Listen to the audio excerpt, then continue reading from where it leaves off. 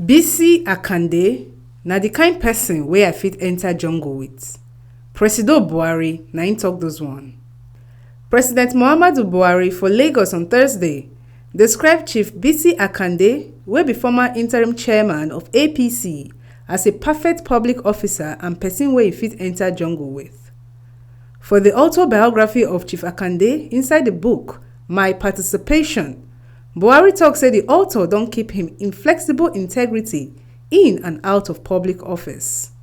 Presido constantly narrate how dem take first meet, him achievement, passion for Nigeria, and disappointment as governor of Osun State.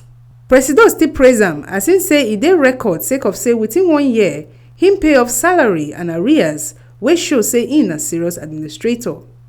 Buhari recommend the book to students of Nigerian politics and general public gbagba, sake of say the book na historical document of wetin happen for Nigerian politics between 1999 and 2020. From TMC News, Osarugwe, Monday.